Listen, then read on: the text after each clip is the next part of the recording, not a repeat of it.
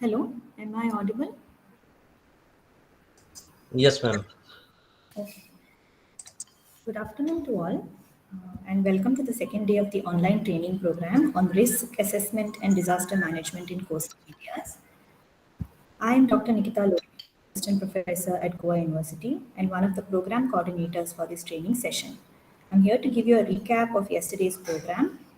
After a brief introduction of the training program by Mr. Ali Haider, NIDM, and Dr. Aftab A. Khan, Assistant Professor at Goa University, we had a special address by our Honorable Acting VC of Goa University, Dr. Savita Ketkar.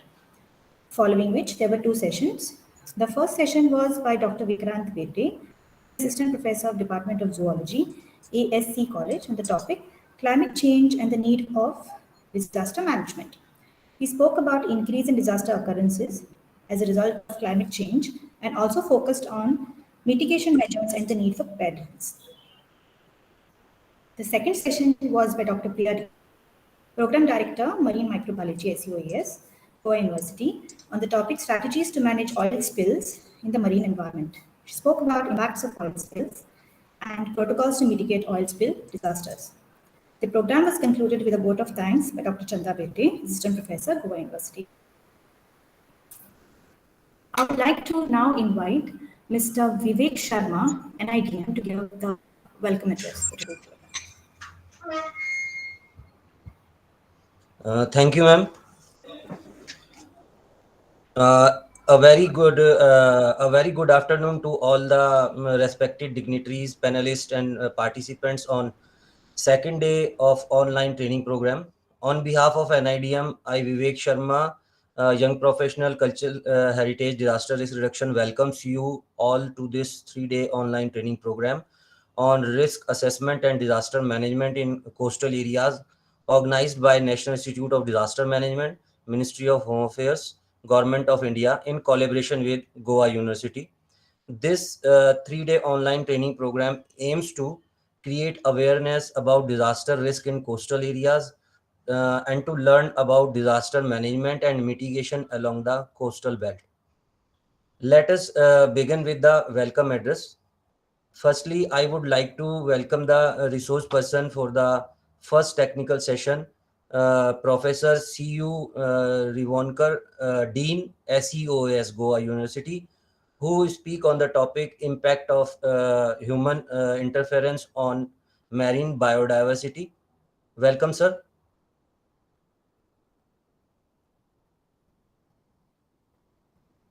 Now it would be my honor to welcome the resource person for the second and third technical session, Dr. VP Brahmachari, Associate Professor, Department of Biosciences and Biotechnology, Krishna University, Andhra Pradesh, who speak on the topic mangroves for coastal resilience against natural disasters. Welcome, sir. Now, I would like to welcome Dr. Chanda Birde, Assistant Professor, SEOAS, Goa University, who gives the vote of thanks in the end of the training program. Welcome, ma'am. Now, I would like to request Dr. Nikita Lotlikar, Assistant Professor, SEOAS, Goa University, to carry forward the program. Welcome, ma'am. Over to you, ma'am.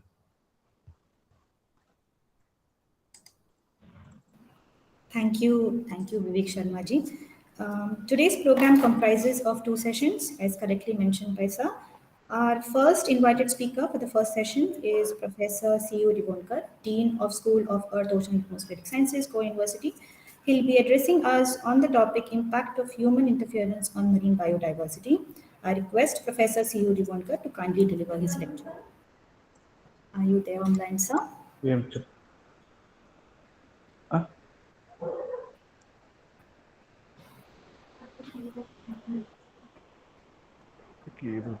దాని heading ఏదంటే దాన్ని నా దాంట్లో ఏదంటే రాసుకో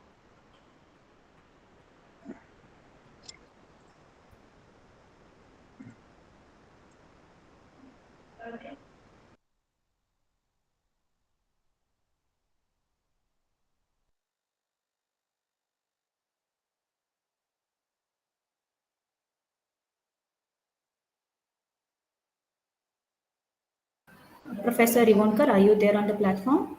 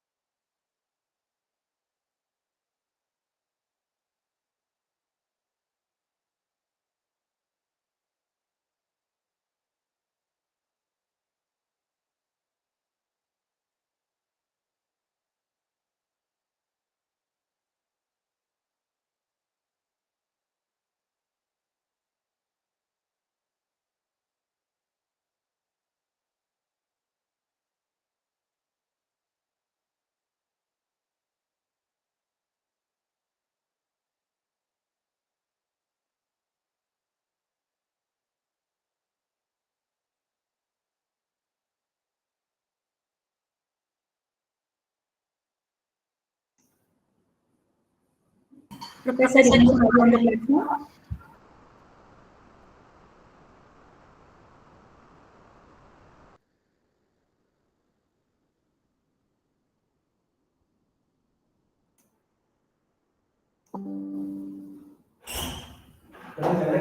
Dal. Just check this project. I mean, just one. No, she knows me. I think one day. Now just put on your video. एक minute आ रहा.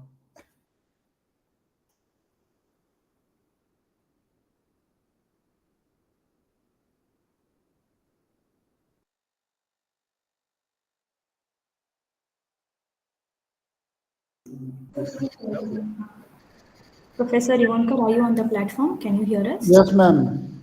Please go ahead. I request you to start with your session. Yeah. Thank you, Dr. Nikita. Should I take over and go ahead with the presentation? Yes, sir. Yes. Okay. Yeah. Thank you. So I will present a PowerPoint, and probably someone will tell me whether everything is fine or not. So I am presenting my screen.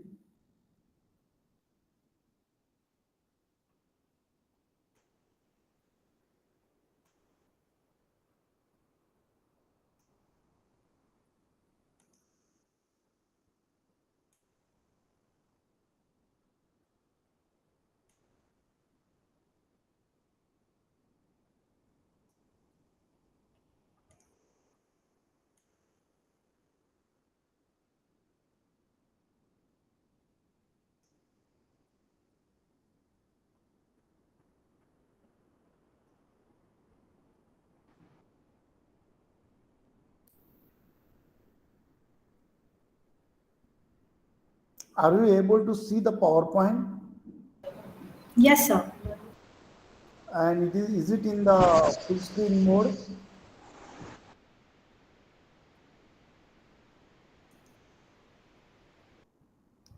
There is a slight lag on my side, sir. Can anybody confirm? Is it visible now? There is a lag from No. my side, sir. Yes, sir. It is visible, Yeah, thank but you very much. but So, but sir, presentation is not there. presentation is not visible. No, sir. There is only your home screen. Okay.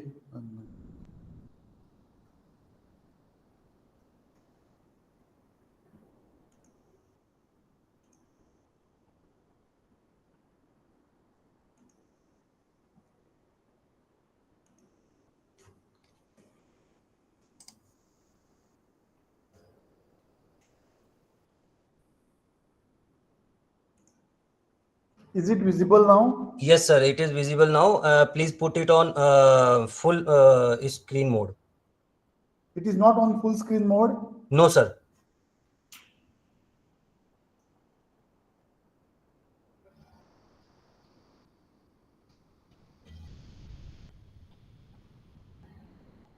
There is a icon near about the zoom button.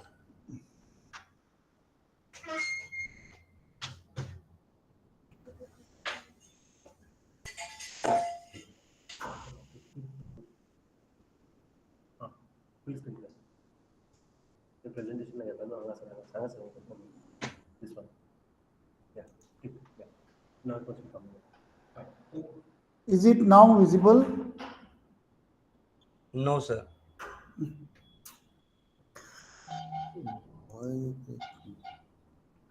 I think shall I?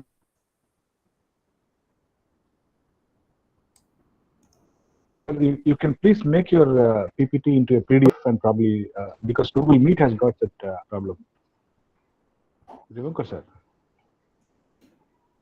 Hello. Hello. Is it Hello? is visible now?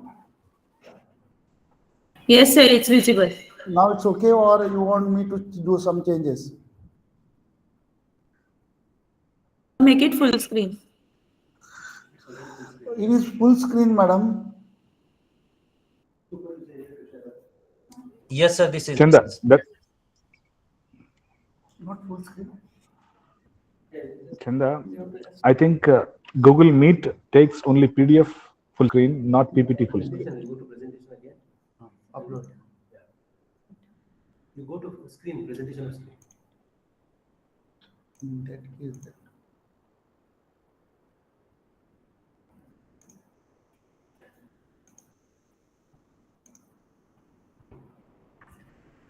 Is it okay now? Okay, sir. Okay. Yeah. Okay. And I am audible, right? Yes, sir. Yeah. Thank you very much. So, at the outset, I would like to thank Dr. Aftab for giving me an opportunity to be here amongst you so that I could make a presentation on how anthropogenic impact is likely to make an influence on our coastal habitats or the marine ecosystems, where the land use pattern is likely to affect our coastal ecosystems and the quality of the ecosystems of which we are a part.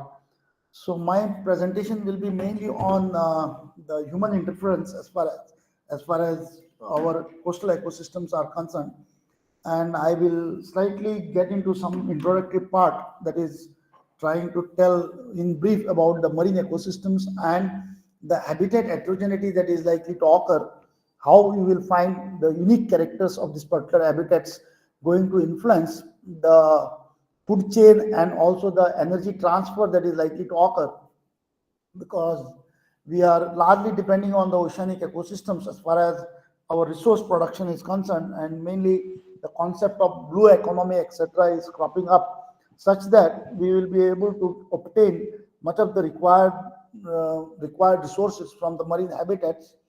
And then I will briefly get across the anthropogenic inputs, including how it has been played an impact on the climate change or the global warming and the water quality deterioration resulting into hypoxic conditions or the ocean acidification that is likely to prevail in some of the coastal habitats. And finally, I'll summarize with the case study what we have done and how we have observed from our study how it is going to have a detrimental impact on the functioning of these coastal ecosystems. I hope I am audible, right? Yes, sir. Yes, sir. Yeah, I'll go ahead, right? Yes, sir. So if you look at much of my focus of this particular presentation will be mainly on the coastal habitats. And if you look at the coastal habitats, there are three important components. One is the productivity component, which is an integral part of resource production, especially from the marine environment. We need to have synthesis of organic matter that is likely to be generated either in the form of primary productivity or the secondary production or the higher up transfer in the food chain that is likely to occur, so that we obtain economically viable resources from this particular habitats, and that probably will have a will largely meet the requirement as far as our global food production is concerned. The second important aspect that you normally find in the coastal ecosystems or coastal habitats is the physical structural variability that is likely to occur in terms of the ecosystems or the habitats.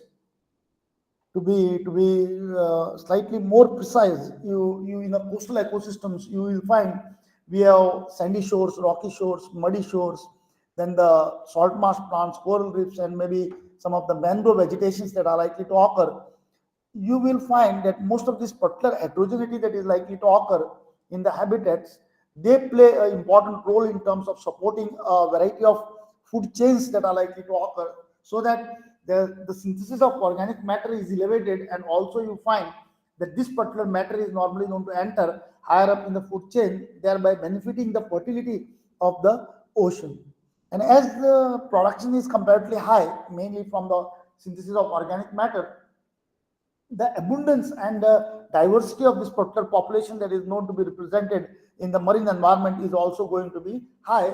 So as a result, in fact, it is also being said that when you look at these particular ecosystems, the health of the ecosystem is largely being governed by the diversity is normally known to support as far as such type of habitats are concerned. So from the point of view of health of the oceans or health of our environment or the ecosystem, you will find that the diversity is going to be one of the important index that will support more and more species that are likely to occur in this particular habitats. So if you look at the marine ecosystems or the marine environment, typically we have different dimensions as far as synthesis of organic matter and the diversity that is normally known to be supported. And you will find that this diversity that is likely to occur is largely being regulated or governed by three important factors, which are competition, heterogeneity, and then the predation that is likely to occur in this particular habitats. So the competition is normally known to occur for resources which are limited. So in the marine ecosystems or marine environment, we have large volume or large area that is basically being available, and therefore, as the resources are comparatively large, you will find the competitive exclusion that is likely to occur is almost negligible. The second important thing as far as competition is concerned, you will find that most of these particular water masses, either coastal ecosystems or even the oceanic environments, they are largely being subjected to a more frequent obliteration that is likely to occur. Thereby, you will find the mixing phenomena that is normally known to prevail. And as a result, these particular ecosystems turn out to be comparatively dynamic, and therefore they will not allow a particular species to dominate at any point of time, because, and this is something what is called as contemporaneous disequilibrium that is likely to occur, so that you will find a more mixing phenomena that is normally known to promote in that particular habitat. And even if a resource is limited in that particular environment, you will not find that the limitedness of those particular resources for a long time. So because of this particular process, the competitive exclusion that is likely to occur is comparatively very, very low level. So now when you look at this particular diversity, you will find there is a bottom-up approach as well as top-down control that is normally known to be associated with this particular habitats. The bottom-up approach is normally a nutrient control model, which normally makes these nutrients available for this particular primary producers. Thereby, you will find a synthesis of organic matter that is likely to occur. And as a result, in the hierarchy, you will find the food chain or the food web that is normally known to be supported. Thereby, ultimately, you will find the economic resource that is normally known to be obtained from this particular areas. In contrast, you also have something what is called as a top-down control, wherein you will find the predation is likely to act at the apex level. So within that particular community or within that particular population structure, you will find at a localized scale, you will find that the predation is normally known to put a top-down control, so that the community structure is basically known to be maintained in that particular ecosystems. And the third important component is mainly about the heterogeneity. Heterogeneity is mainly with regard to the habitat or probably the physical structures that are normally known to be associated with these particular habitats. And you will find that the diversity in the sediment water interface, which is at the benthic boundary layer, is always high as compared to that of the overlying water mass, which is pelagic and is more of homogeneous nature. So this heterogeneity that is likely to prevail in the habitat, or for that matter, it could be a deep sea ecosystem, or it could be even the coastal ecosystem. The habitat heterogeneity is normally known to result into a development of something what are called as micro niches that are known to have a specialized strategy as far as survival or occurrence of this particular species in those habitats are concerned.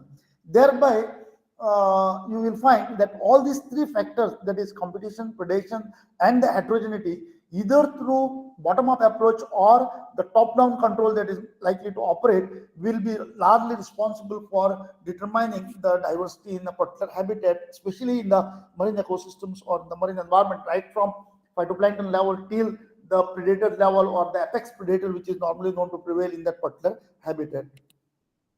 So as a result, you can see our main energy input as far as these particular ecosystems are concerned is the light source or the nutrient supply that is likely to occur, so that you will find a phytoplankton based food chain that is normally known to be dominating, thereby supporting most of the pelagic population that is likely to occur in the marine habitats. And in contrast, you will also find the detritus based food chain, which is basically operated by the shredders or grinders, or maybe the benthic population, which is normally known to act along with the microbial population as far as decomposition is concerned. And then you will find the bacterial protoplasm will normally enhance the nutritive value of this particular organic matter, thereby supporting a demersal food chain that is normally known to occur. So probably in the deep oceanic ecosystems, or where the depth is comparatively large, you will find that this particular food chain will be totally separated as far as the depth is concerned,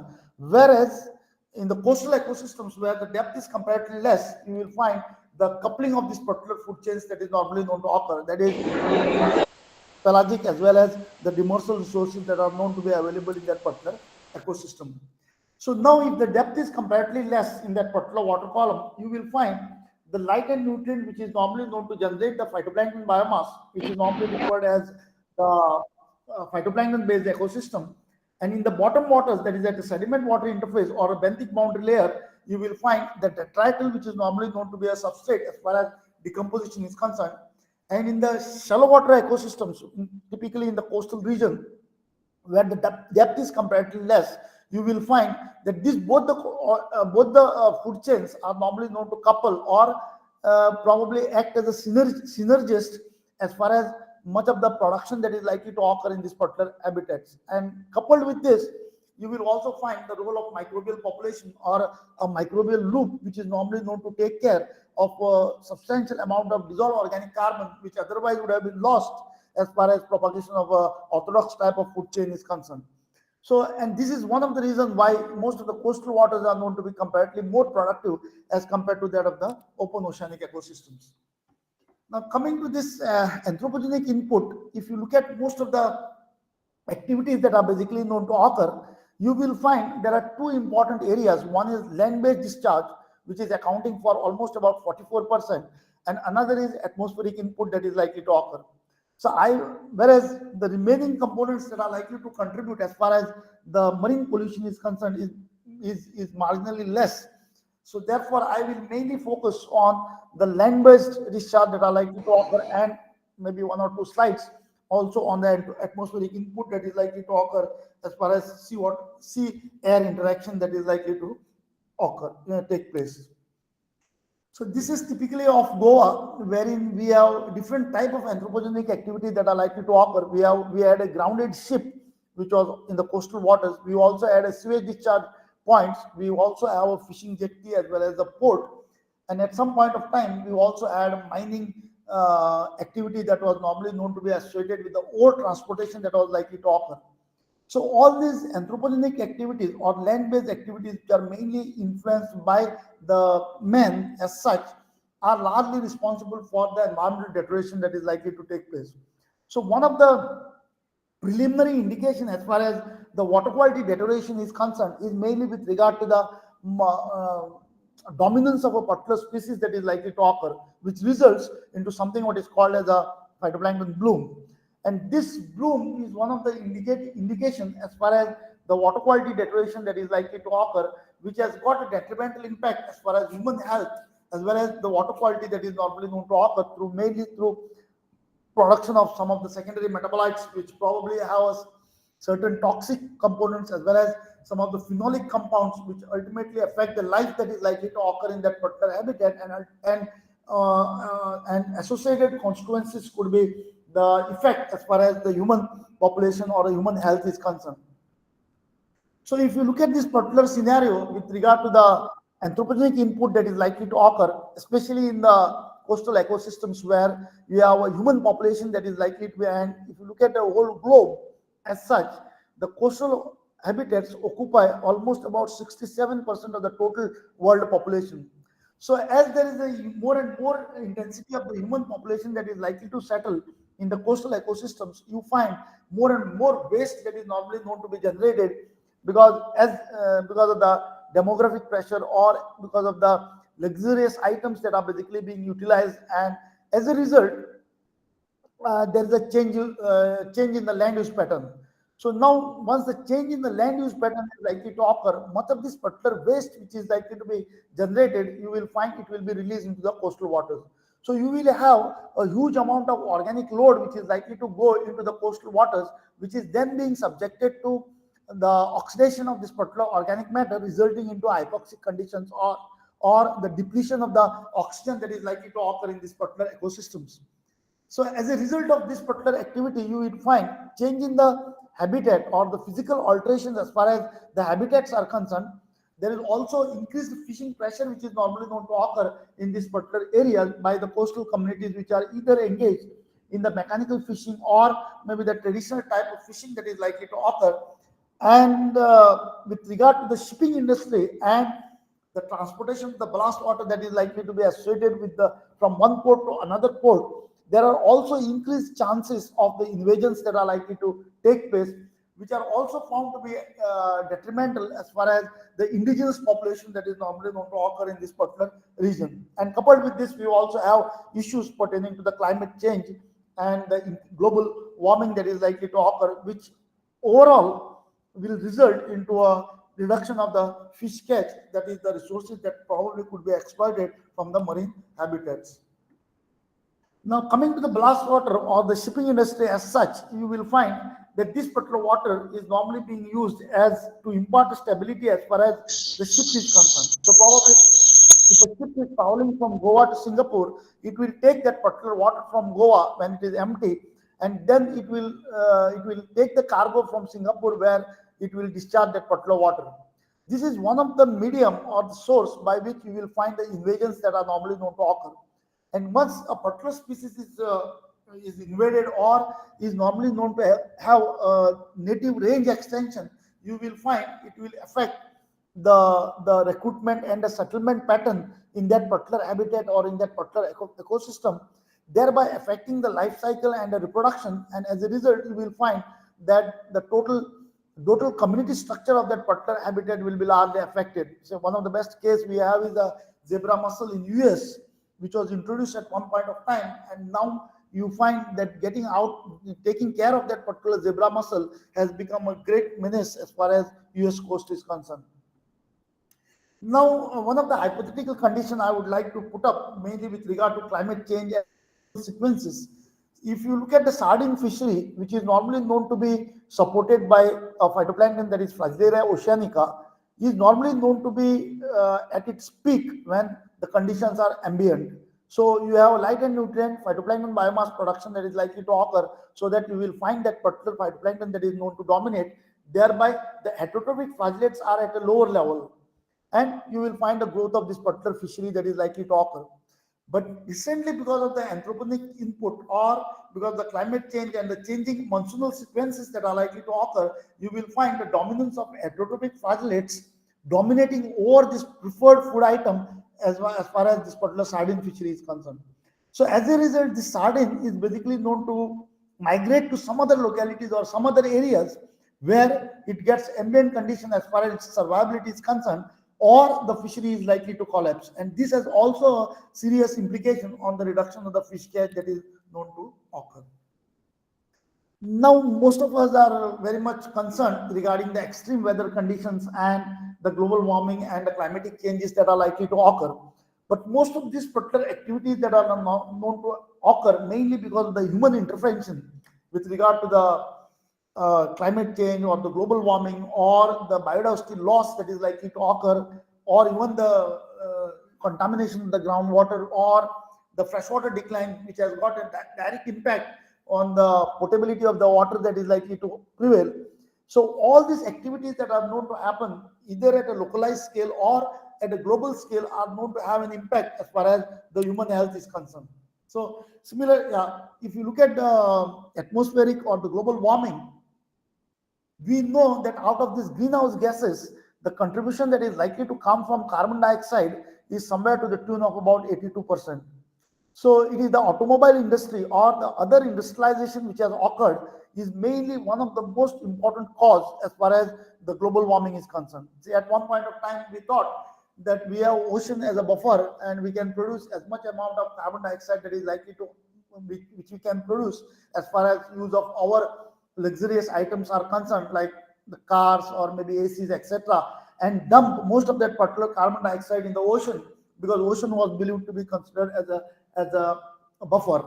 But now we have realized that with increased resolution of the carbon dioxide that is likely to occur, we are going to reduce the pH of the ocean, which will lead eventually to something what is called as ocean acidification. Now, among these greenhouse gases, as you are aware, that certain amount of radiation that is likely to occur, fall on the planet, is likely to reflect back.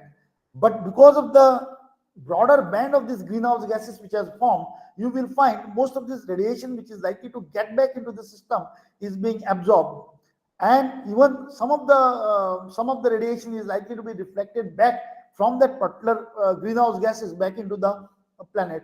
And this is again causing what is called as a warming of this particular habitat or a planet.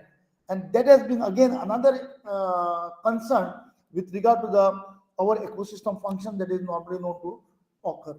So this is the process by which you will find the pH that is normally known to reduce, and you will find the ocean acidification that is likely to occur. So as the pH reduction that is likely to occur, mainly because of the release of the H+ ions, you will find the initial target that is likely to be targeted as far as marine life is concerned are mainly most of those particular organisms which have got a calcium carbonate as far as their structure is concerned, and like say coral, mollusk, or maybe crustaceans.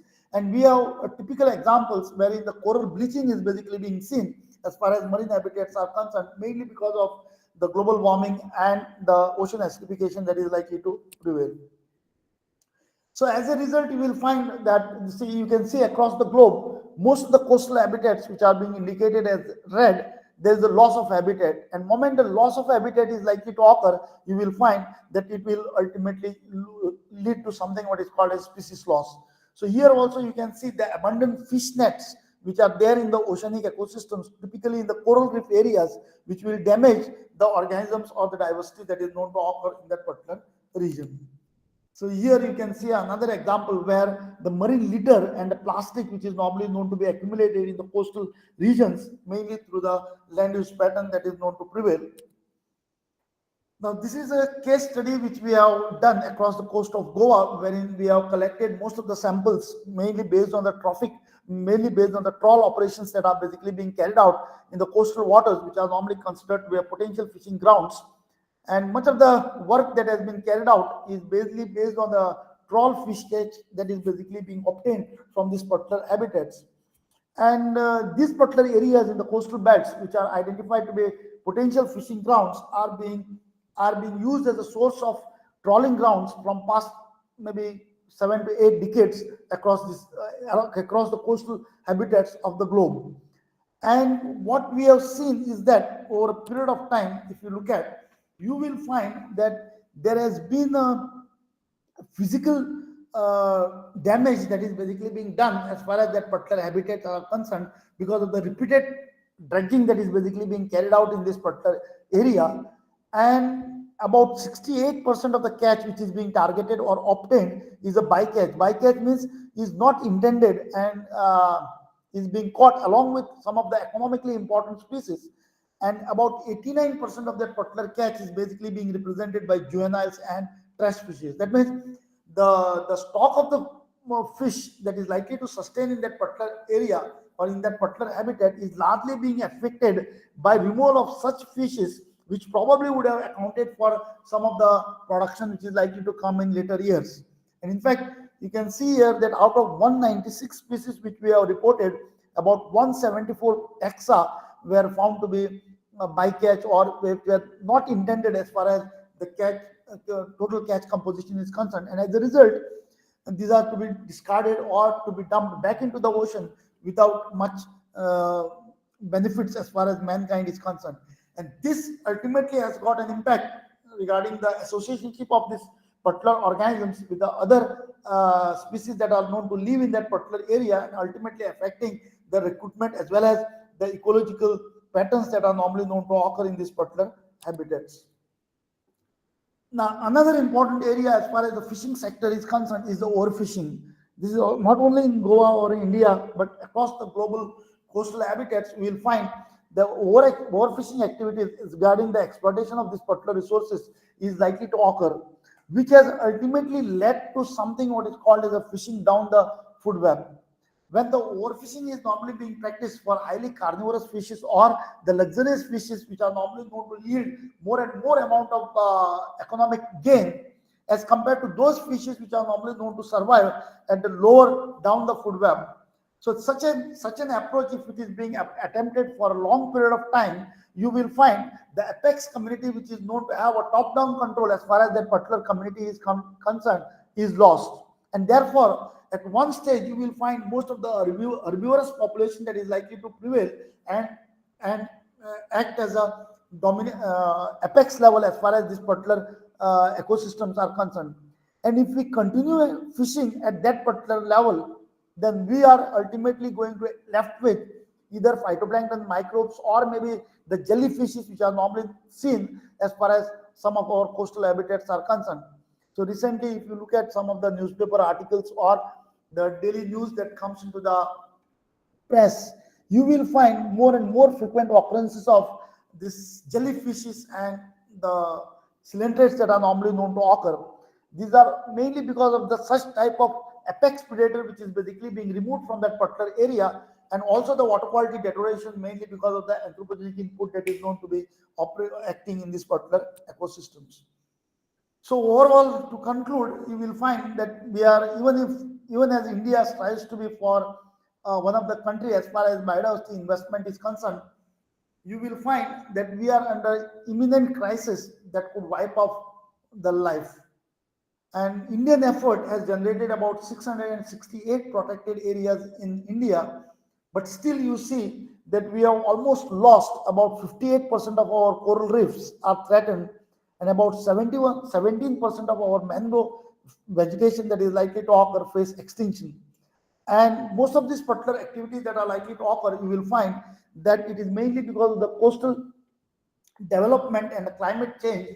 And we have also been responsible to contaminate our groundwater source, and that is the reason why we should be more and more careful in terms of communicating as far as conservation of our environment is concerned, mainly as far as our role is concerned. So at this point of time, human population or the humans as such is going to be one of the biggest crises because the way we are developing or we are trying to use environment as far as our benefits are concerned. I think thank you very much for patiently listening to me, and I have finished my presentation, and I still feel that we have some more time, so that probably I can take a couple of questions if anything is there, so that we have some interaction that probably could be generated as far as the presentation is concerned. So maybe Dr. Nikita or Thank you, sir. Sir, there are a couple of questions in the chat box for you.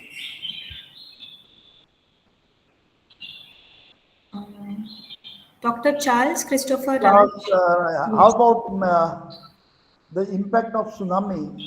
Yeah, tsunami are again one of the disaster impact that is normally known to be there as far as coastal ecosystems are concerned. And you will find that this is a one-time impact that is basically being felt not only on human population but also on the biota. And wherever you will find such type of tsunamis or the large-scale destructions that are likely to occur, you will find there will be a total loss or the change in the bathymetry of that particular habitat is concerned, which will definitely affect life that is known to occur in that particular region. Then we have, I hope this is what I can tell as far as the impact of tsunami is concerned. Thank you, sir. Thank you. Now, yeah, yeah, I hope there is no more question that I can see, Dr. Nikita. So if any questions are there, I will be happy to respond to that, or you can even type it in the chat box so that I will be able to respond to you. Do we have any more questions?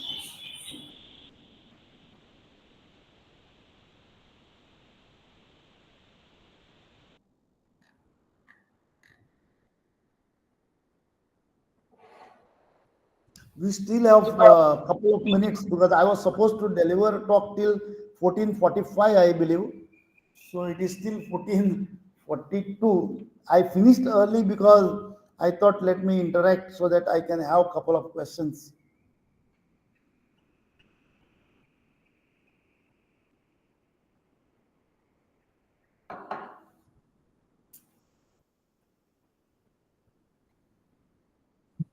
Yeah, thank you, Professor Rivonkar, for your splendid knowledge on these aspects. May I request Nikita to proceed with the next speaker, please? Yes, sir. Thank you, Professor Rivonkar. I now request our second invited speaker, Dr. P. Veera Brahmachari, sir. He's an associate professor in the Department of Biosciences and Biotechnology, Krishna University, AP. His topic for today is mangroves for coastal resilience against natural disasters. Are you there on the platform, sir?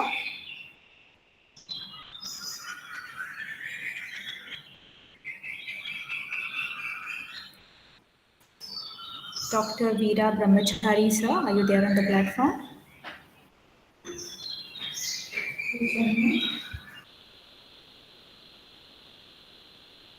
He was there sometimes back.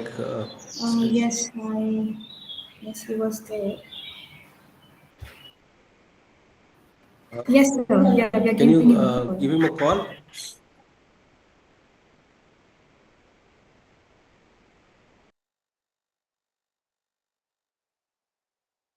Yeah. Meanwhile, participants, you can also discuss those issues. We can just take up this whole learning process, wherein we aim at making ourselves and aware of things. Okay, so I would also invite some questions for discussions, some topics for discussions in the by the time the next speaker takes over. Any questions or any issue which you would like to discuss on this particular aspect of coastal disasters? Yeah, we are into an integrated system of coastal zone wherein there are various domains which we need to look at if we really want to attend to the aspects of disasters. Okay, but the issue here is the main point is that how long we can stretch ourselves, okay, to just have an awareness on this. So the topics are vast, and I am sure this training program will give you kind of an insight or a glimpse to some of the aspects that concerns our coastal zone. Now, all these aspects ultimately are associated with the well-being of mankind. And in other words, thank you. If in other words, if we can say, these are associated with the development of society and the nation. And certainly the issues of blue economy are there. We want to enhance the resources from the oceans, whether you talk of fish, whether you talk of minerals, whether we talk of your natural gas as a mineral, whether you talk of heavy metals, all these issues, and the drugs from the sea, the seaweeds provide plenty of them. For all these reasons, we look ahead at sea as a last frontier of our resources. And for that reason, we should not be encountering disasters. Now, disasters, we have natural ones. We also have those which are man-made ones. In my last talk, let's say yesterday, I was talking to you about the disasters which are natural and anthropogenic in nature. The disasters which are natural, if they remain associated with air, the hydrosphere, and atmosphere, then the implications have no boundaries. Okay, a classic example is that of a COVID, right? And disasters which are man-made, again, if they are associated with atmosphere and hydrosphere, again, their implications are without any boundaries. So, as air and water sees no boundary, which Margaret Thatcher has said initially when they were becoming the governments of the world, were becoming very sensitive about the climate change. That time was thought to be likely to occur, but now it is occurring. So that time, the sense was there that the air and water sees no boundaries, and therefore we need to have a global effort towards having. I think I am Dr. Brahmachari is here. Okay, Dr. Brahmachari, over to Nikita. So I will continue with my things, perhaps in my Thank you, talk tomorrow. sir. Thank you very much. Welcome, Brahmachari sir. Happy to have you here again. May you please start your session today. Your topic is mangroves for coastal resilience against natural disasters.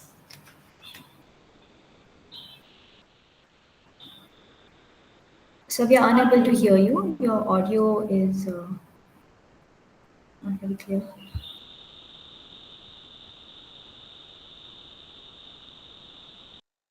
No, sir, we are still not able to hear you.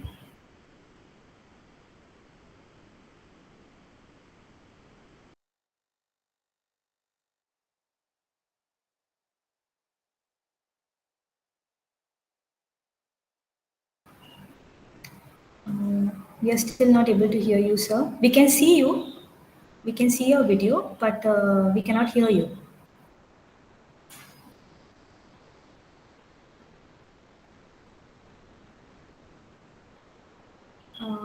No, sir.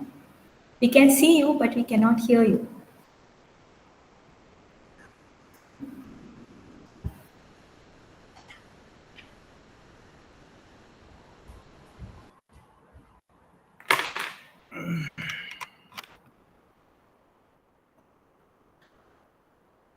Yeah. Is it okay now, Nikita?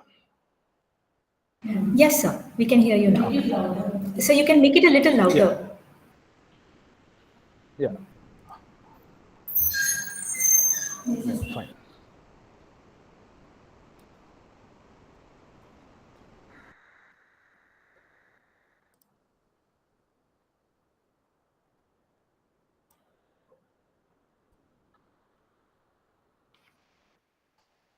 Yeah, can you see me? Can you see my slide? Nikita? Nikita, can you see my slide? Yes, sir. Your slides are visible, sir. Okay, fine. I can move. Yes, sir. Sir, could you please make it full screen? Yeah, it is in the full screen only, Nikita. Okay. It's in the full screen only, Nikita. Is it not clear now? So it's not in full screen. Actually, I posted a PDF file. Okay. So, do you want me to? Okay, it's okay, sir. Yeah. So you can start. Yes. I think is the image too small enough to see, Nikita? Is it too small? It's visible, sir. It's It's visible, readable. right? It's visible. It's readable. Right. So I'll start. So very good afternoon to all of you, and I must sincerely thank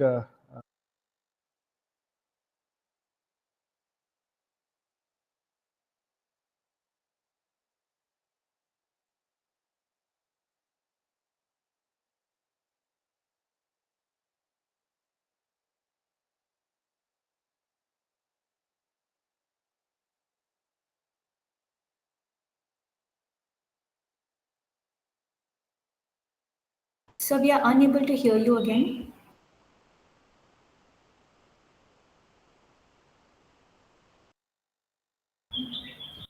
Hello, Brahma, you're not audible.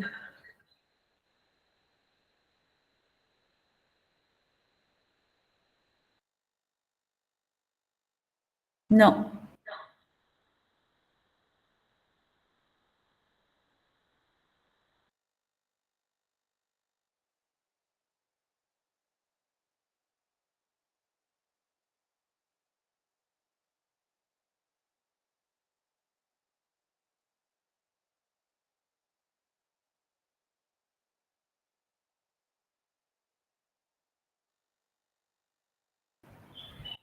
Brahma, unmute and then start.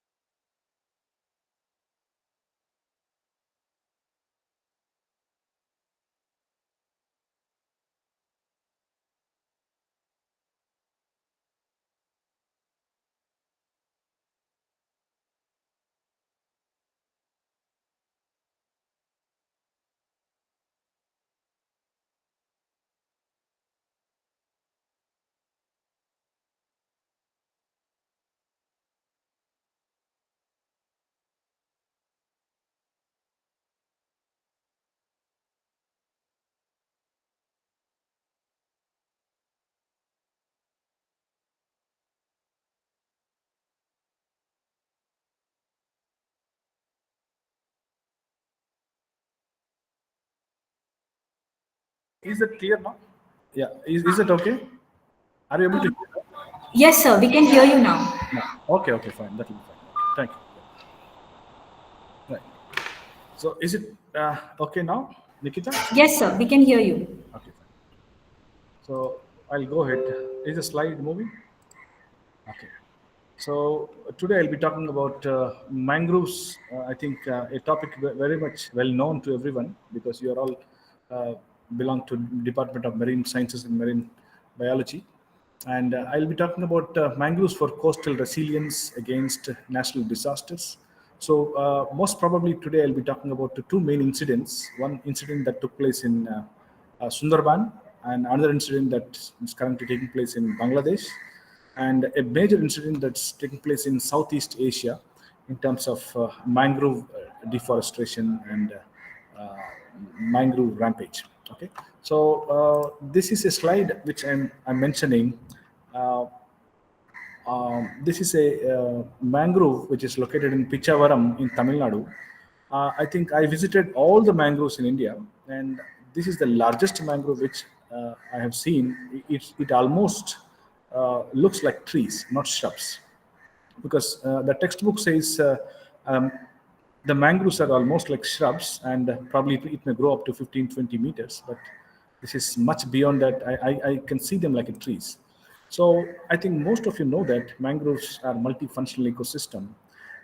They are huge biodiversity reserves, and they are habitats for several organisms, and they are the coastal protection centers for several natural hazards also. And they also purify water and air, and they sequester the carbon at a very large stage.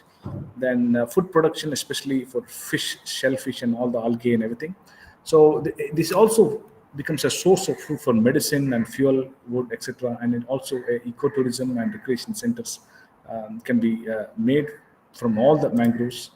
So let me mention there are because these mangroves are basically a transition zones between a freshwater and saltwater among, and most of them, most of the habitats, they are called as pristine habitat.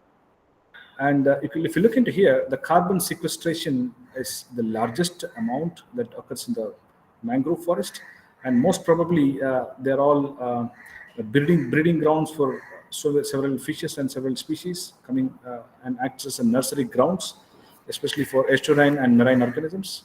And They are the nutrient enhancers and trapping most of the nutrients, especially in the mud region. And they also minimize the furies of cyclones and tsunamis in coastal regions, and they support the biomass and litter production also. And we all know that they all screen the solar UVB radiations. These mangrove plants, they reduce the greenhouse gases at a larger extent, and they also fix large amount of carbon, especially 1 acre of 1500 especially what do you say 1500 acres of mangrove can fix nearly several tons of carbon, and they also play a very critical role in protecting lives and properties of especially low-lying areas, especially coastal people living uh, in the vicinities of people where there is a lot of catastrophes like tsunamis and cyclones and storms.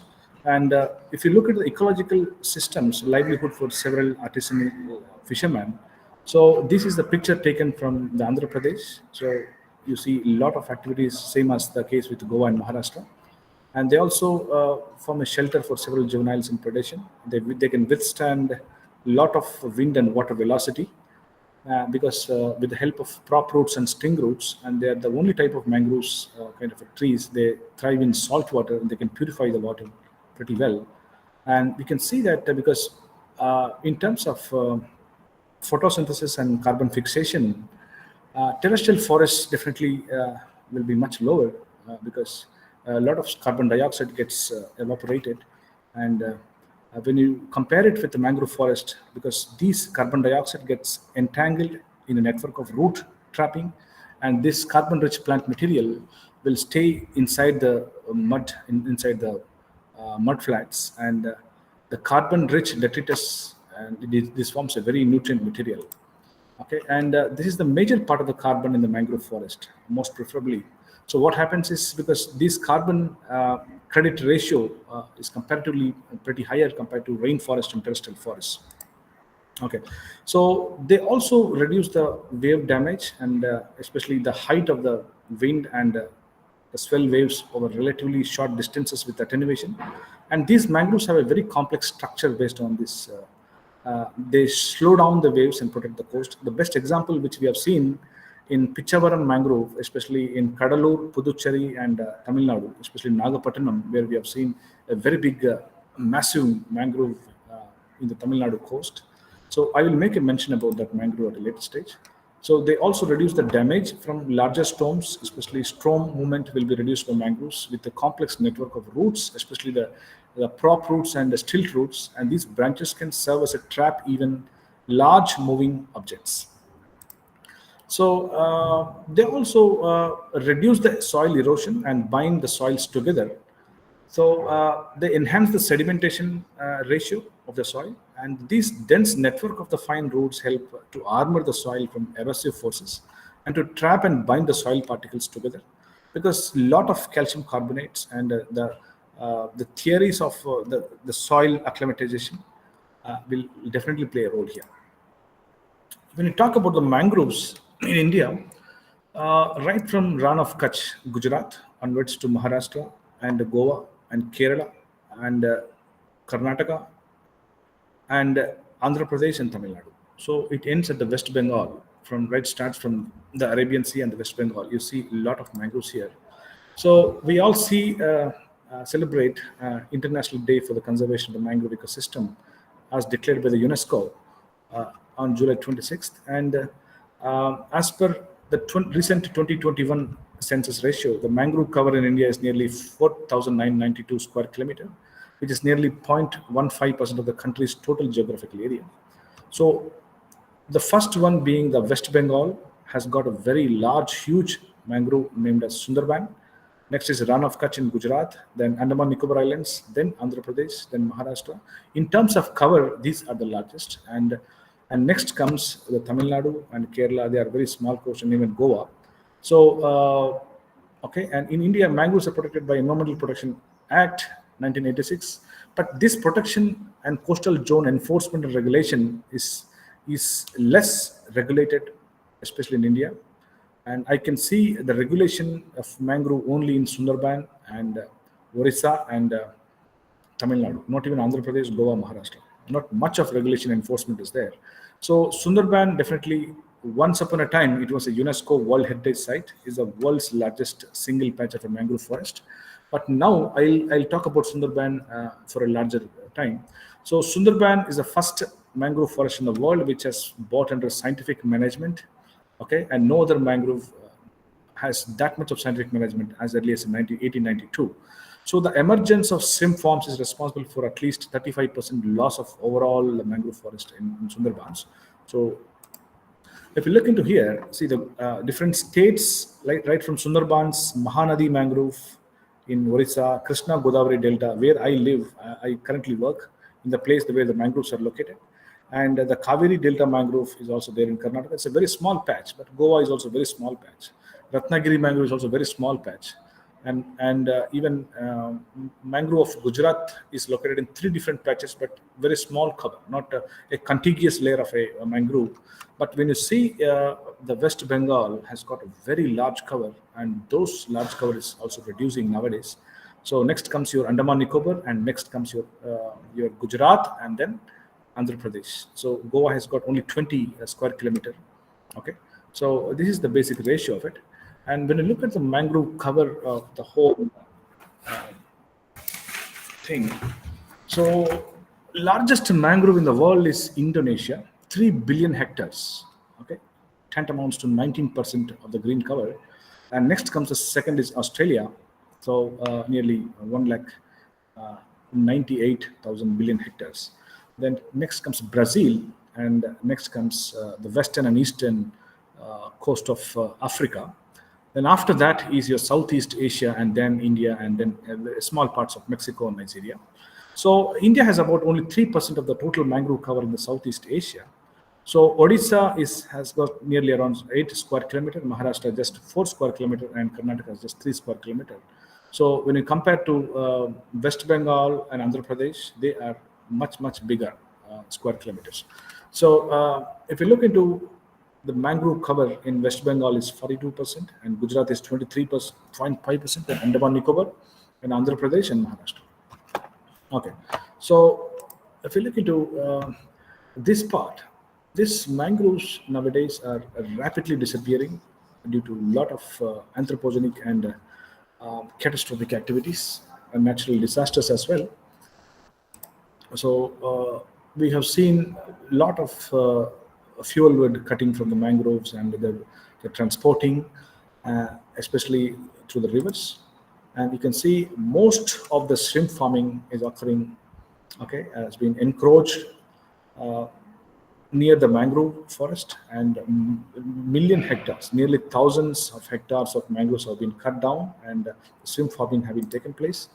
So they're also using them as a fuel wood or a firewood, and they also make a lot of coal, because the carbon conversion ratio from the coal is comparatively higher in terms of mangrove plants. So they use most preferably for preparing bricks, and for burning the bricks they use only mangrove charcoal or mangrove firewood. Okay, and also for the coastal development like hotels and roads, because urbanization, industrialization, most of the mangrove cover have been used for beach resorts or several recreational activities as well, especially in the development of roads and everything. So if you make a big list of how these mangroves can save the tsunamis, okay, we have seen a big example. Professor Kathiresan from Center for Marine Studies in Annamalai University, which is located in Annamalai. So he was a person, he served the whole service for nearly 38 years in the university, and I think he has planted several hundreds of hectares of mangrove plants in the coast of Nagapattinam, Puducherry, Kadalur, and Tamil Nadu. Okay, so only because of him and his team, when he worked as a marine biologist, okay, so he's still alive, and he has contributed so much in the area of mangrove research and mangrove plantation by deputing all his students, especially NSS cadets and NCC cadets, working year long projects. Okay, so I'm pretty sure that the reports, especially the newspapers, when I read, I met him and I talked to him several times. So he mentioned me very clearly that more than 15 to 20,000 people were saved by hanging with the mangrove plant roots. Okay, because that big was the tsunami wave that came in 2004 and 5 that has hit even the Andhra Pradesh coast, because we are also living in the very dangerous place of a tsunami and cyclone storm hit areas. So entire this coast and Tamil Nadu coast belongs to the same kind of a tectonic plates. Okay, so when you look into the kind of cyclones which came, which shook the world, especially in the tropical cyclones in Indian Ocean, we can see the Bangladesh 1970 and 1977 in Andhra Pradesh, Divisima, okay, has nearly killed more than 50,000 people. And the cyclone storms you can see several storms coming up in Bangladesh, 1970, 1991, and Orissa in 1999, and Myanmar in 2008.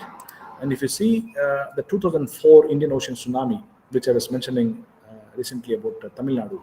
So this coast has had a magnitude of 9.3 earthquake on December 26, 2004, set off a series of tsunamis several meters high that tore across the Indian Ocean, killing more than 220,000 people, because entire coast of Andhra Pradesh, Orissa, and Tamil Nadu, okay, the whole coast was shook with the help of this tsunami.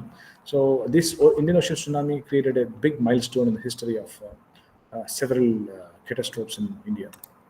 Okay, and if you talk about the super cyclone in Orissa on the east coast of India, especially in October 1999, at the rate of 310 kilometers per hour speed, nearly killed 10,000 people and made 7.5 million people homeless. And this was only one area not affected. And one Bitarkanika, there's this one wildlife sanctuary in Orissa with very dense mangrove. We find a horseshoe-tailed crab there. Okay, so you find that horseshoe-tailed crab only in Bitarkanika wildlife sanctuary in Orissa, and these with the dense mangroves, not even a single tree uprooted in the area. Even in the Nagapattinam, no trees were uprooted, but several bridges were fallen down, several buildings were fallen down, but the mangrove plants were still intact, and not even a single shrub or a plant was uprooted in that area. Okay, but whereas in 1970 typhoon in Bangladesh, which I was mentioning in the recent table, 0.3 million humans died due to nearly hundreds of hectares replaced with the paddy fields, and 83 cyclone of Ran of Kutch in Gujarat, Indian heavy human loss was occurred there, and 1991 disaster again in Bangladesh due to 300 square kilometer mangrove area was replaced, with the shrimp farming. So let me just make a mention to all of you. See, when you talk about the big mangrove, let me finish this also. So I was mentioning about Tamil Nadu coast has got nearly the largest coast in India is Gujarat, nearly 1,230 kilometers, and Tamil Nadu coast is nearly 1,076, and Andhra coast is 996 kilometers. And look at here, the Tamil Nadu coast nearly 15% of the coastline of India. And this coast is very prone to frequent attacks with the cyclones. The unique geo conditions of the state makes this region the most vulnerable to natural disasters. And Tamil Nadu is highly vulnerable to droughts, cyclones, floods, and super cyclones and storms also. So this coastal area of Bay of Bengal in India is situated in most vulnerable zone of the tropical storms and cyclones. These highly vulnerable ecosystems due to natural disasters like cyclone, heavy rainfall, flooding and water stagnation, freshwater depletion, shoreline erosion, and seawater intrusion. There's a lot of things are happening because the climate change and ecological conditions have been recently changed very largely. So for that reason, a lot of conditions have been changed. So the data also shows that between 1891 and 1990, nearly 262 cyclones and 92 were severe in a 50-kilometer wide strip occurred in the east coast, especially right from Orissa towards Tamil Nadu, indicates that on average, a moderate to severe cyclone hits the Tamil Nadu coast every 2 years. So especially that area of Puducherry, Nagapattinam, That means Puducherry is nothing but a Pondicherry, Kadalur.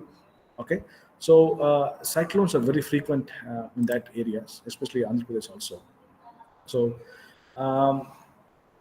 why does mangroves matter for the resilience of coastal communities?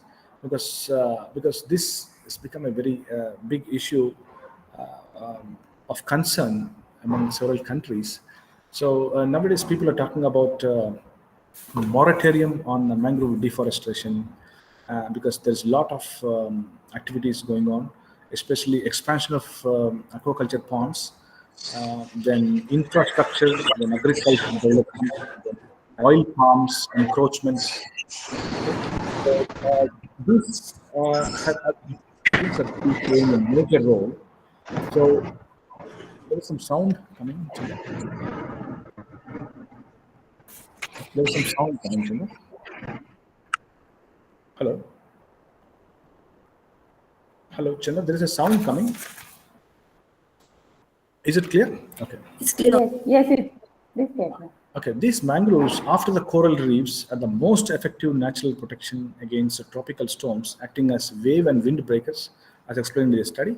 So, mangroves can sequester up to nearly 50 times more carbon in their soils compared to rainforest and tropical forest. And they are the richest biodiversity ecosystems, so they provide livelihood also. And if you look at here, why does this matter for resilience? They provide both static and dynamic resilience. Okay, they protect the lives, properties, and livelihoods, and provide the first line of defense during coastal calamity, and equally effective as shelters and other than man-made protection sources, the most effective coastal greenbelt compared to any other coastal vegetations so far reported. So they also break, stop, and channelize the storm surging here. And today I would like to make a big mention about what do you say?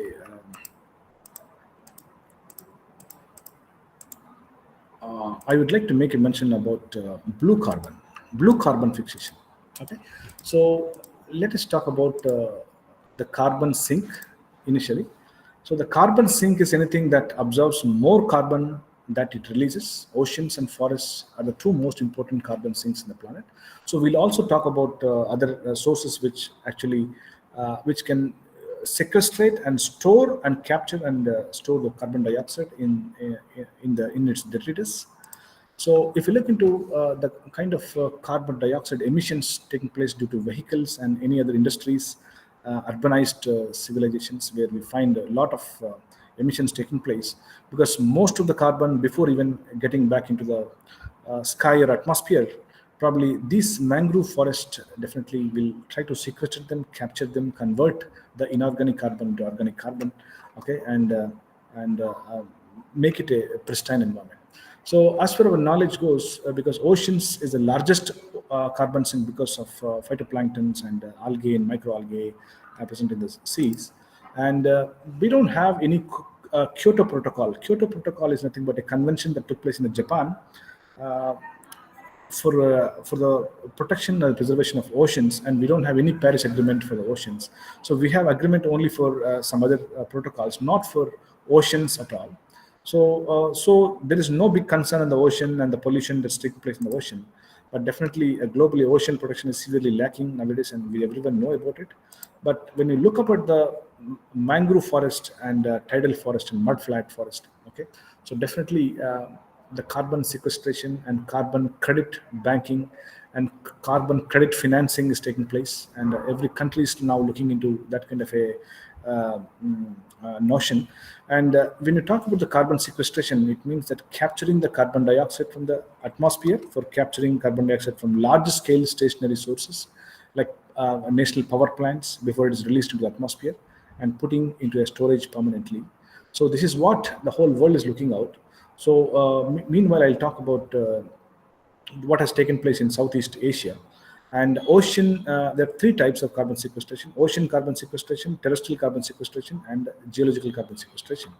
Okay, so I think many people know about the rainbow and the many colors in the carbon rainbow. This is called carbon rainbow. I think the black carbon is nothing but the soot, where a lot of carbon emissions takes place through the vehicles and industries, and brown carbon, the light absorbing aerosols, and red carbon to the glacial red algae, Gelidium and Gracilaria, and green carbon through algae and the biomass, And the blue carbon, which I would like to mention today, especially due to vegetated and coastal ecosystems, especially, okay? So, and teal carbon, vegetated freshwater ecosystem, gold carbon, sargassum, it's a brown algae, or a macroalgae, okay, phaeophyce. So, so this blue carbon, now the whole world is looking into the blue carbon repositories, blue carbon credits, blue carbon finances, per capita venture capitalists. Okay, the blue carbon habitats can offset greenhouse gas emissions for long time periods, and these blue carbon habitats include the mangrove forest, seagrass meadows, salt marshes, and tidal freshwater forested wetlands. Okay, so when we go in deeper and see what is a blue carbon, it's a carbon captured by the living coastal marine organisms and stored in the coastal ecosystem, especially mangrove and salt marshes and meadows, tidal meadows. Okay, and although the coastal blue carbon habitats can play a very key role in reducing the emissions, but at an alarming state, the deforestation has been taking place in all the mangrove forests, especially in Maharashtra, because most of the mangrove forests have been converted into urbanized, colonized. People are colonized there, and a lot of industrialization is taking place in the Thane area where the mangroves are located. Okay, so when you talk about the estimated value of blue carbon, okay, see, look at the value based on global distribution, carbon stocks, and potential for restoration and conservation activities. The mangroves stands top in, especially in sequestrating the blue carbon, and okay, and next comes your seagrass, and then the coastal plantains. That makes a very small fraction.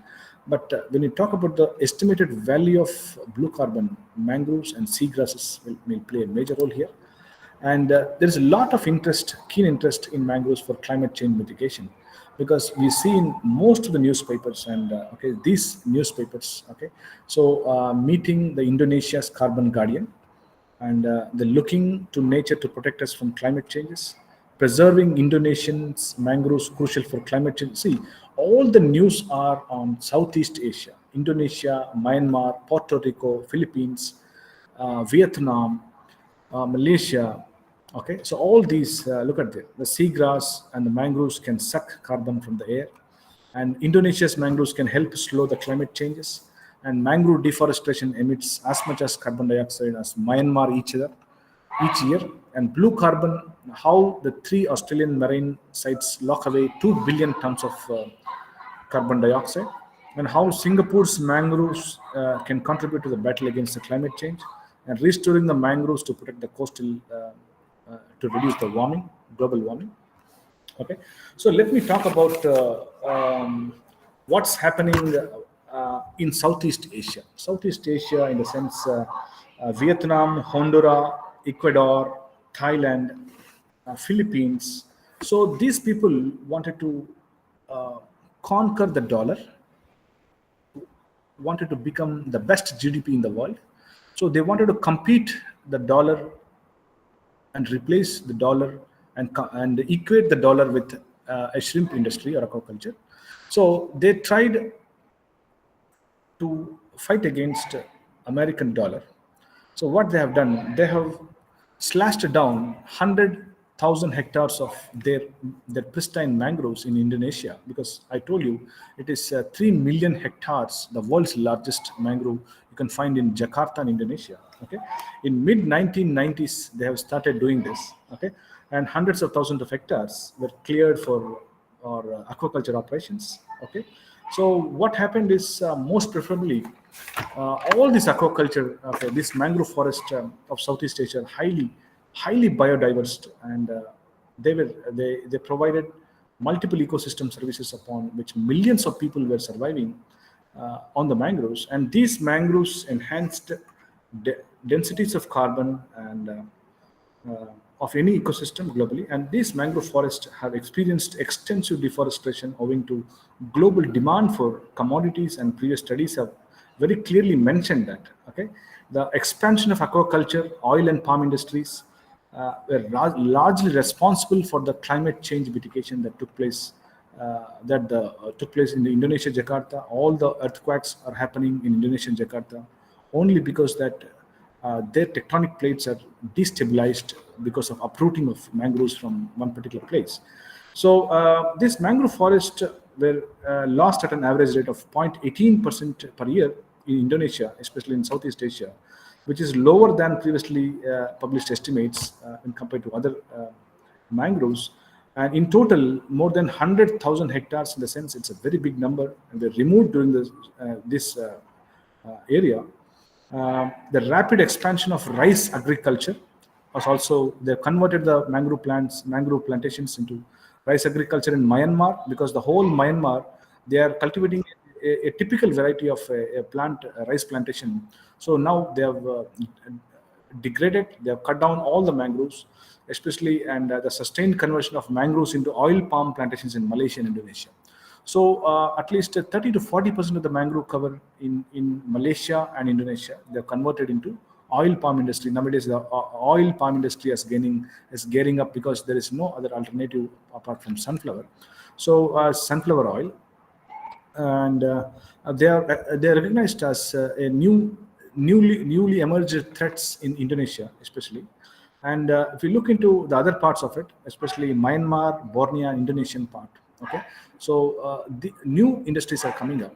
So this is definitely going to play a major role, and the threat of oil palms to mangroves is likely to increase in the future, as the new frontiers are saying that, because they are going on clearing up the mangrove forest every year. Every year, the clearing of mangroves forest is being escalated. So for that reason, okay, we have declared that there are several drivers of losses, especially in terms of emission factors. Carbon dioxide emission has definitely increased 50% more than what it was before in Southeast Asia. So these emissions are highest with activities of aquaculture, I mentioned, and emissions by erosion, soil erosion, and climatic events are very, very uncertain in those areas. So for that reason, a lot of cyclones, monsoons, and tsunamis and earthquakes are frequently happening in Indonesia. Okay, so the projected emissions by the end of the century, look at here, the highest emissions in the regions, in the large areas of mangroves with high carbon stocks. It was supposed to be one of the highest carbon stock sequestrated countries, but mostly high deforestation. Due to high deforestation rates, the carbon stock have been completely cleared off, and the CO2 emissions have been escalated ultimately. And 90% of the CO2 emissions concentrated in 5 regions of the world within the Southeast Asia, especially Southeast Asia, Caribbean of the West, because African countries are also nowadays, after seeing the Southeast Asian people, because I was told that nearly they import nearly 120 billion worth dollars of shrimp is exported to Europe every year. 120 billion worth dollar. Just imagine the $45 million of the growth of the shrimp rate, 45% growth rate every year.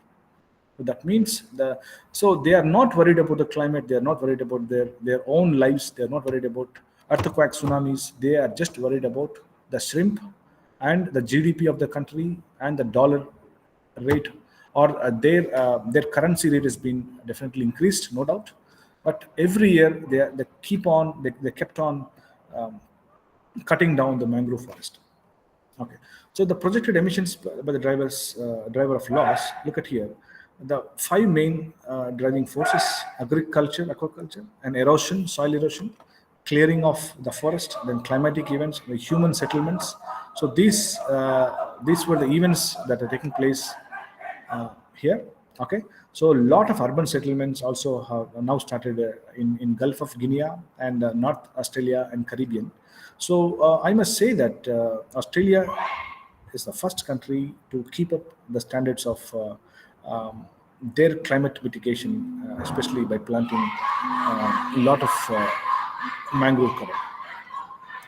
Okay, so this is the aerial view of the mangrove cover. Several thousand hectares, okay, of mangrove cover has been converted into rice and paddy fields, okay, in Java, Indonesia.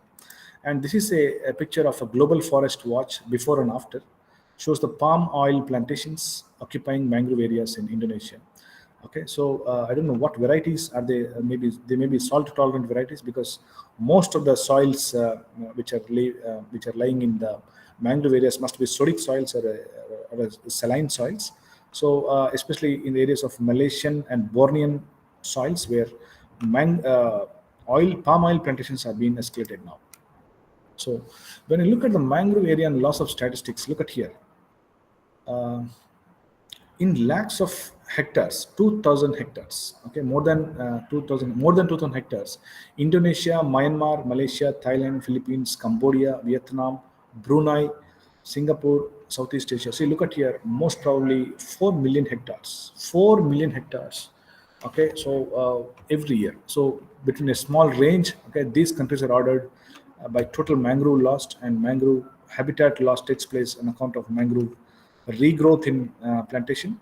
Okay, so look at the kind of less than 100 hectares. Okay, so mangrove deforestation. See, we must see mangrove afforestation drive, but when you go to Southeast Asia, because this lesson, because I'm showing all these incidents because if you come to Andhra Pradesh, Tamil Nadu, and Orissa, I think I joined here 14 years ago.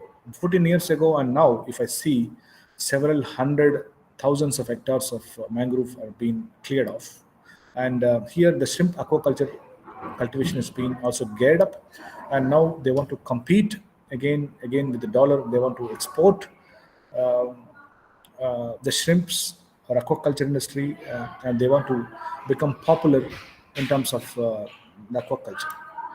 Okay, the dominant land use of deforested mangrove. Look at here, the aquaculture. Look at the blue part where you find. Okay, this is Southeast Asia.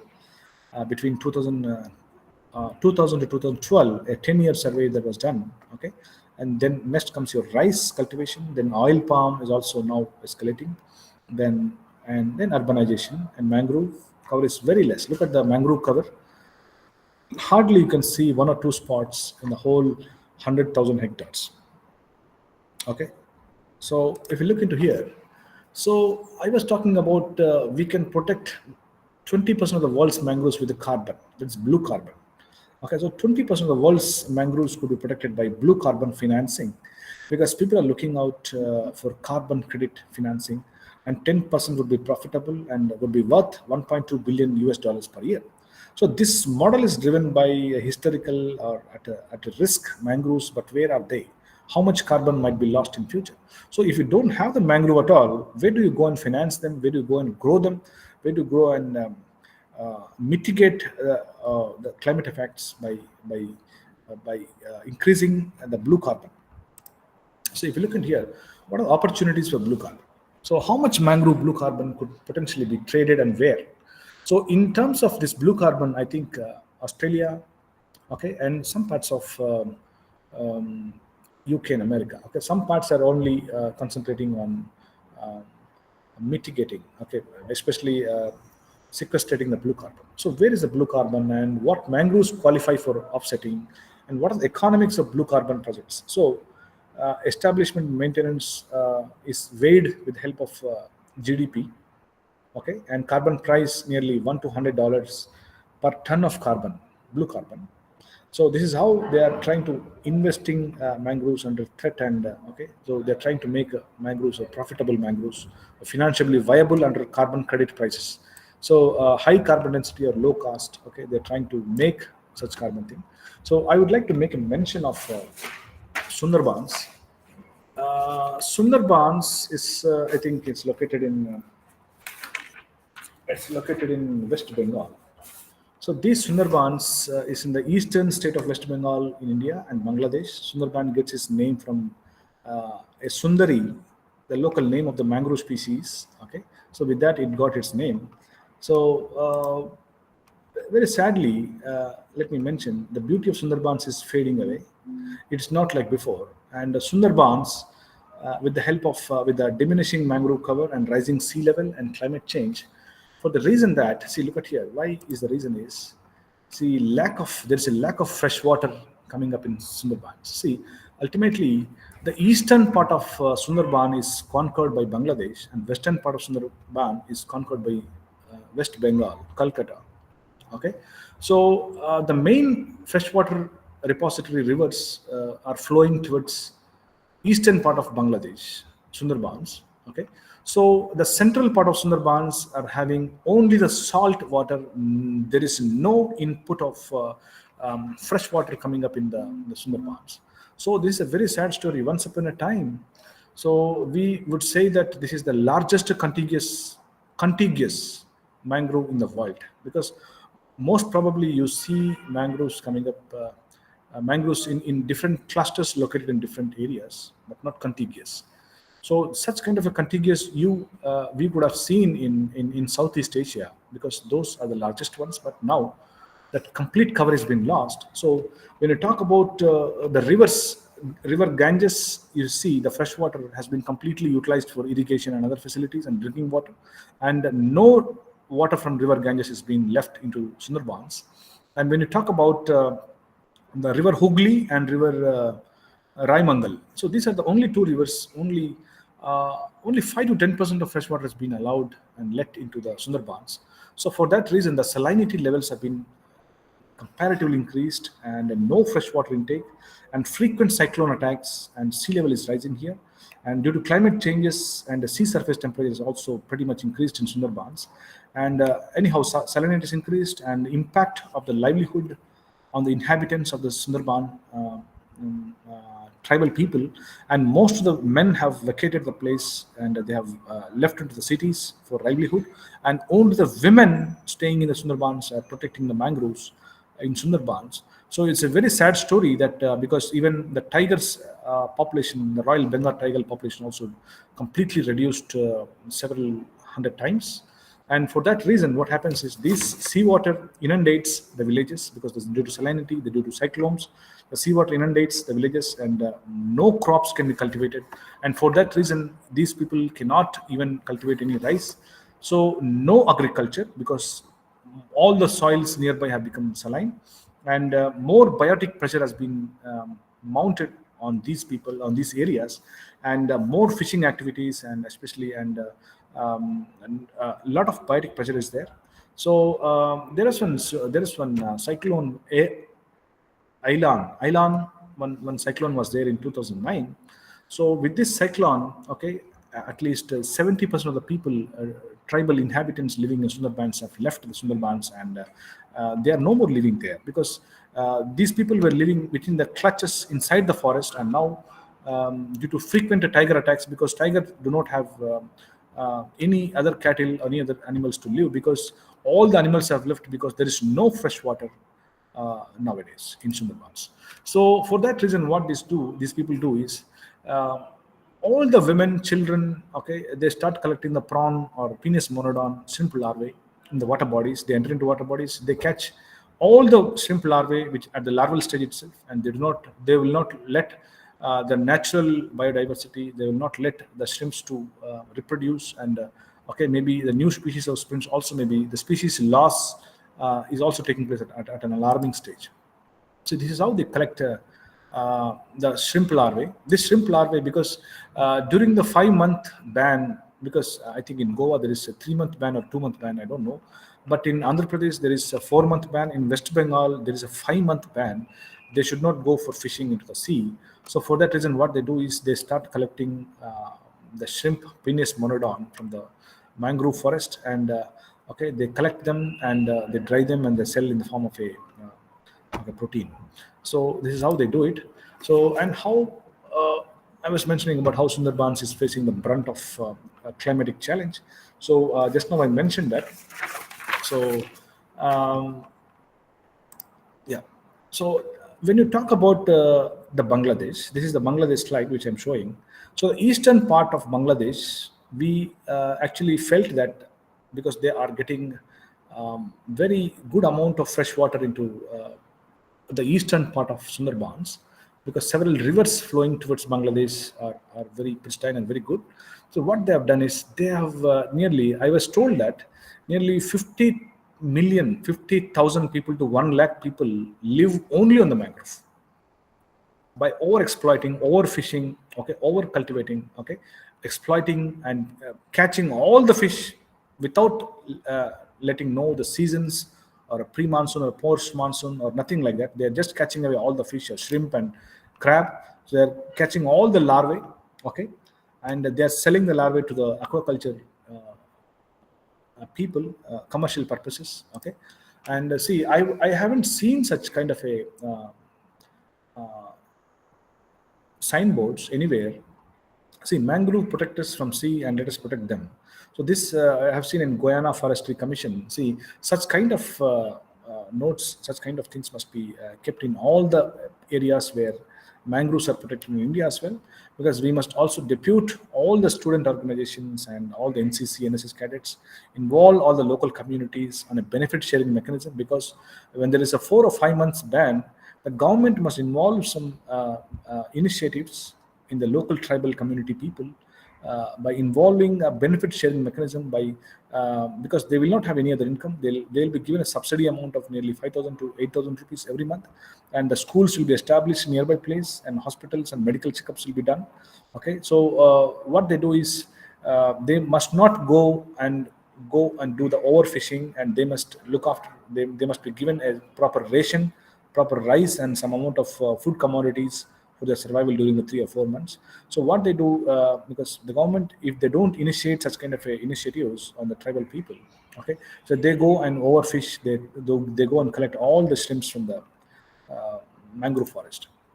So I would like to make some initiatives, because in our place where I live, because we have got nearly 45-kilometer mangrove stretch. 45-kilometer means it's a contiguous mangrove. 45 kilometers is not a small number, because it's a big number. So if you have heard about Koringa mangrove in Kakinada, it's very near to Visakhapatnam, but I live in Machilipatnam. This mangrove is nearly around 20 feet and 30 feet of height. But if you see the mangrove in Koringa, maybe it is 70 feet or 80 feet.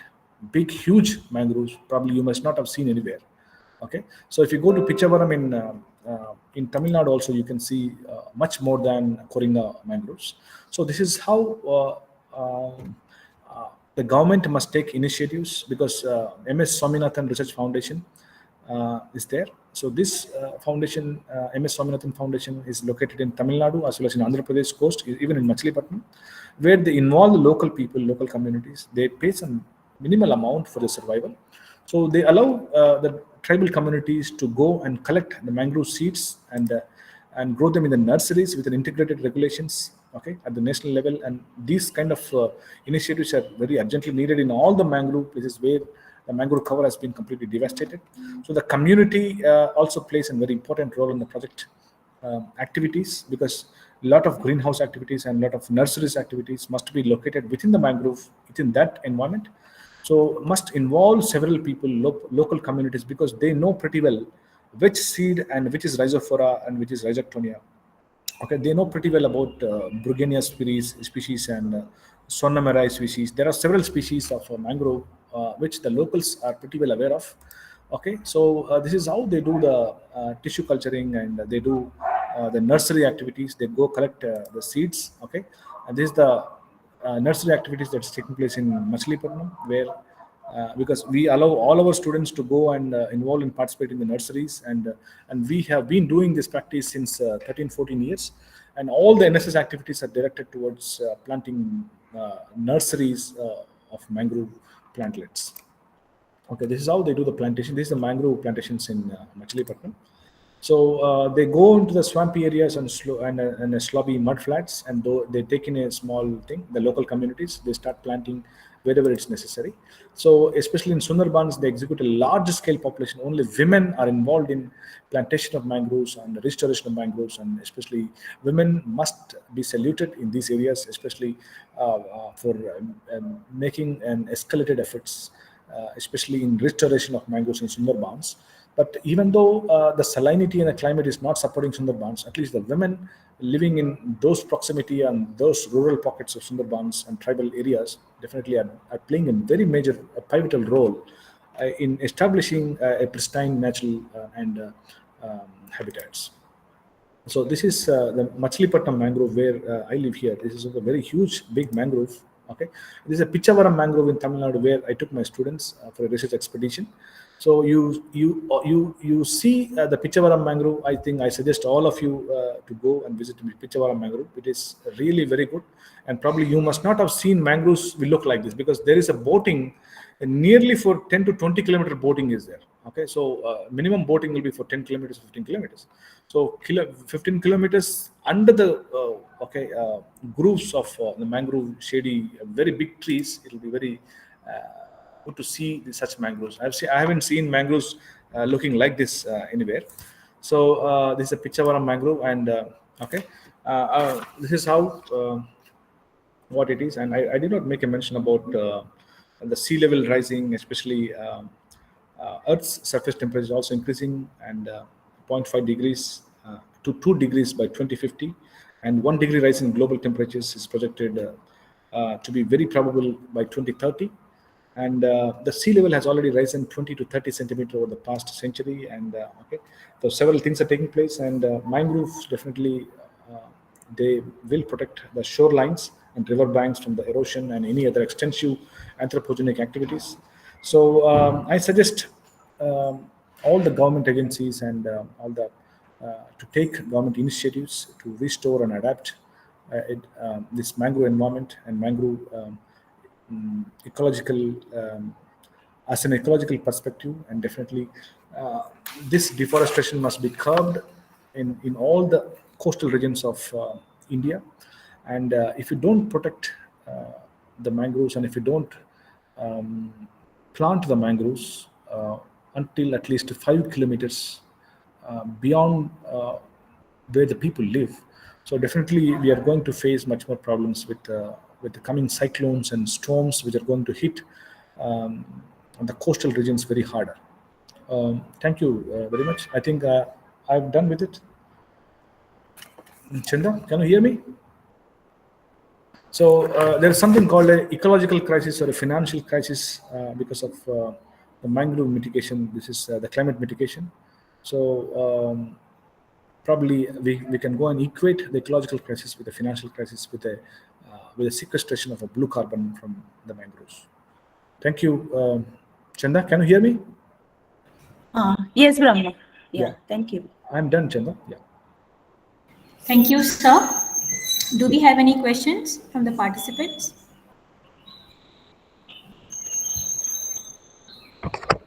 Sir, there are two questions for you in the chat box. Both the questions are by Dr. Charles Christopher Raj.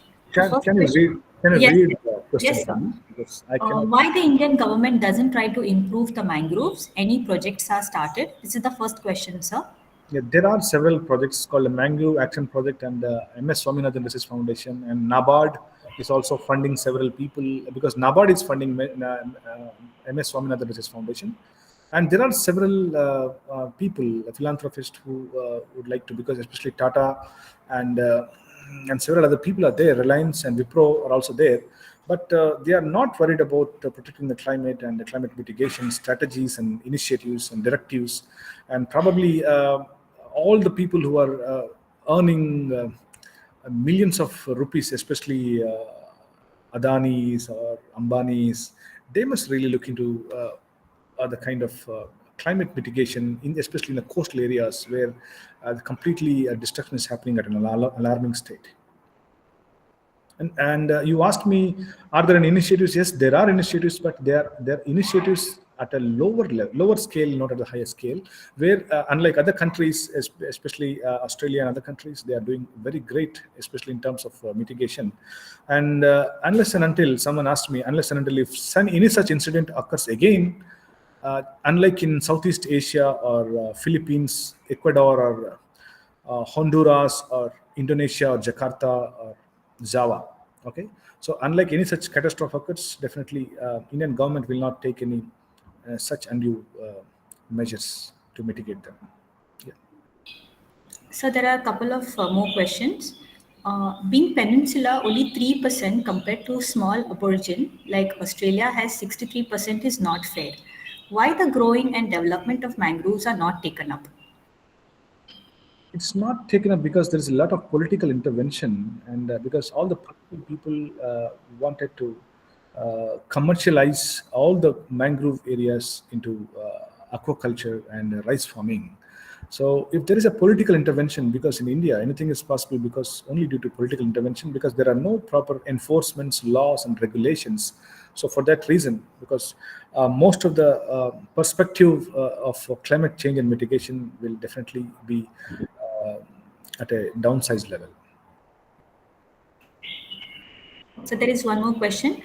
How to stop exploitation of wetland or mangrove ecosystem for establishing government institutions, research institutions, etc.? See, unless and until, again, the same question, the same answer. Because if you go to Kakinada, the Koringa mangrove, and if you go to Pichavaram and mangrove, if you are taken, if you cut a single leaf, or if you pluck a leaf, or if you try to do something with mangrove, you will be fined 5,000 or 10,000 rupees. Okay, so such enforcement, because Environmental Act is not into force, especially with regard to mangroves. And Mangrove Rescue Act is also not there because it was passed in the Parliament. Bill was passed in the Parliament. Mangrove Rescue Act is also not there. And Environmental Protection Act is also not there. I was talking about Kyoto Protocol and Paris Convention. So such conventions, India must make a party by force, and only then India will come under the umbrella of an enforcement, and only then we can try to protect at least the major cities like Kolkata and Goa or Mumbai or Chennai also has got a very good cover of mangrove. Even we have got a very good cover of mangrove. Yeah. Mr. Shrikant Mitra has raised his hand. Sir, you may please ask your question. Dr. Veera, first of all, thank you very much for your presentation. Regarding these mangrove plantations and mangrove forests around the coastal line zones, how best they are functioning as a control system, particularly against the tsunami waves. So could you please explain? I must explain, because when I go to my the place where I stay is Machilipatnam, Andhra Pradesh, I see several thousands of houses named as Tsunami House 1, Tsunami House 2, Tsunami House 3 and 4 and 5 until 1000. But what happens is the revenue system, we have got a judiciary and revenue system in Indian perspective, isn't it? See, the revenue system has not got a complete idea of what is a tsunami and what is a mangrove, and what is a mangrove. How does a mangrove try to protect the people livelihood? Nobody is worried about, especially this part of restoration and mitigation of climate. So if they know the seriousness of how can a mangrove play a role in changing the lives of several livelihoods, people living in the coastal areas, because their livelihood is basically aquaculture and fishing, and most of them are fishermen. So they are not worried that at least a mangrove can really save them.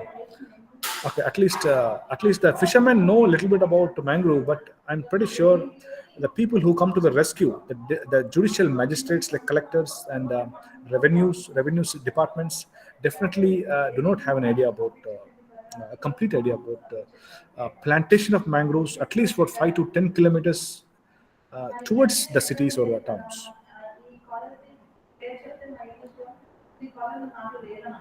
Yes. Any more questions, Nikita? Actually, I would like to know how best they are functioning against the tsunami, during tsunami waves. Yeah. I actually I took some slides from Kathiresan, Professor Kathiresan. Kathiresan had showed me 3 or 4 bridges have fallen down during tsunami. Big flyovers have fallen down, but not even a single mangrove plant has been uprooted during the tsunami tidal wave. And that was the best example. Even I tried, because after telling, because most of my research students, 6 students have done PhD on mangroves, microbes, and I tried plucking mangrove, at least 2 feet mangrove with my own hand, and with 3 people holding them. We could not unroot any single mangrove plant, at least 3 or 4 people holding one single root of mangrove. So such hard is a mangrove plant inside. Yeah. Any more questions? Nikita? So there are no more questions in the chat box. Is there anybody else who would like to ask a question? Please raise your hand. Yeah. If there are no more questions, I would like to invite Dr. Chanda Berde to kindly propose the vote of thanks.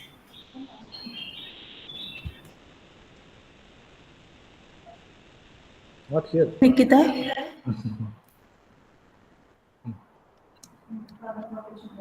Am I audible? Yes, you're audible. You're audible. Yes. So myself, Dr. Chanda Berde, Assistant Professor at Goa University. I take the privilege of delivering the vote of thanks on behalf of Goa. Am I audible? Yes, yes, you're audible, Chanda. Go on. Yeah. Am I audible? Yes, Chanda, you're audible. You're audible, Chanda. Yes. So on behalf of Goa University and the National Institute of Disaster Management, I take the privilege of delivering the vote of thanks. First and foremost, I thank our speakers for the day, Professor Ivankar, Dean, School of Earth, Ocean and Atmospheric Sciences, Goa University, and Dr. Brahmachari, Associate Professor at Krishna University, Andhra Pradesh, for very informative and interactive sessions. I'm sure the participants have gained a deeper insight in the role of anthropogenic activities and resilience and protection given by the mangroves. I would like to thank the participants for their interest and enthusiasm, thus making today's session also very successful. Thanks to Mr. Vivek Kumar, NIDM, for welcoming the gathering in the beginning, and my colleagues of Goa University, Dr. Aftab Khan and Dr. Nikita Lotlikar, for their help and support. Thank you all.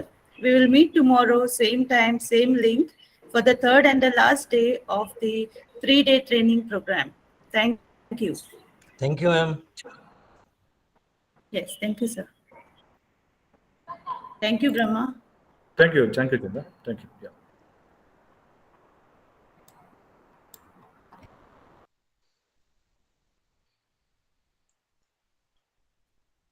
If there are people, Dr. Chanda, would you like to take the photographs? Yes, sure. Yeah, participants, please put on your videos. Thanks, Dr. Scarlett. Please put on your videos. Yeah.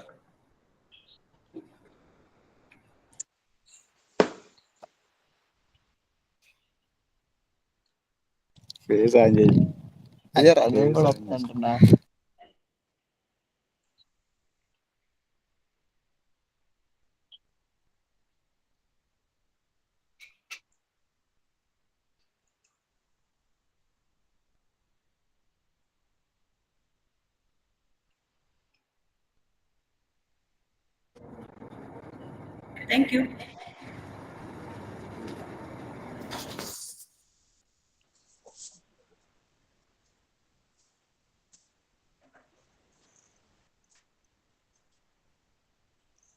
Yeah, there is query regarding attendance. Ms.